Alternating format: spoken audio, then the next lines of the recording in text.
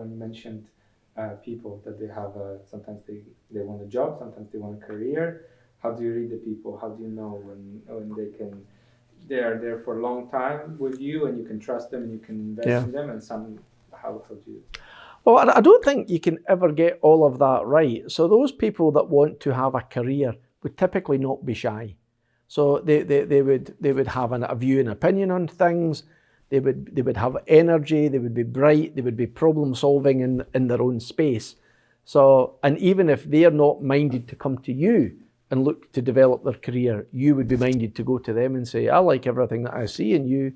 And I think you can play on a bigger stage. I think you can do great things. And I think to broaden that journey and to broaden the need for the company, I want to have you on this leadership development program or this technical development program or whatever. So I think it kind of works both ways. You know, when you have a career, that sometimes that can mean trade-offs. It can mean the work-life balance being a little bit upside down because you have to invest more time, whether it's travel, whether it's education, and whether it's just when you take responsibility, when things don't go right, typically your days become longer and longer and longer. And I think sometimes we probably miss a few people because there's maybe someone who would have been the most brilliant and outstanding leader, but they've chosen to keep their head down. But they might be a town councillor, they might coach a local football team, they might be a brilliant leader outside of work and choose to have a job because they get their fulfillment externally. And that's brilliant too. So we've tried, and sometimes you have to coax people because they don't want to put their head above the parapet because they feel if they let themselves down or they fail in inverted commas, then why did I even bother? So it's quite difficult to sort of find that way through. But what we've found over time is the early adopters have been brilliant proponents for the later adopters.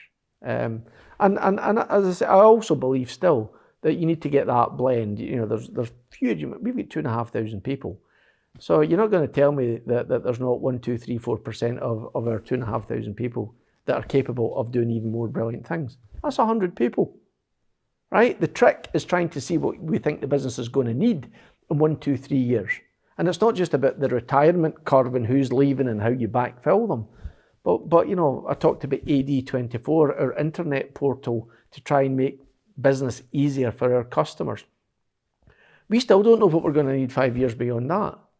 But I'll tell you what, I'm not quite ready to hire someone from Amazon, but there's really, really smart people from really, really progressive industries out there that will fulfill a need for us at some point in the future as well. And it's just getting that balance right. Do you think the more you understand what the business needs, the easier the hire becomes? Because the more specific you are in scoping out what it is you're looking for, and it just makes it more... Yes and no. I think the problem I've always had with hiring or headhunting or whatever is I would say my success rate is 1 in 3. 1 in 3, you get a brilliant fit.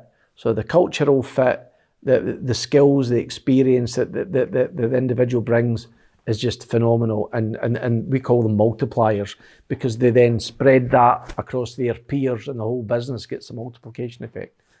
1 in 3 is kind of okay. So good hire, good quality hire, but samey. They fit in, they do a good job, they bring some skills and experience. And then 1 in 3, they talk themselves into a brilliant job, but the fit's not right or the skill's not right or whatever. And it may be our fault, it may be their fault, it may be a combination of both.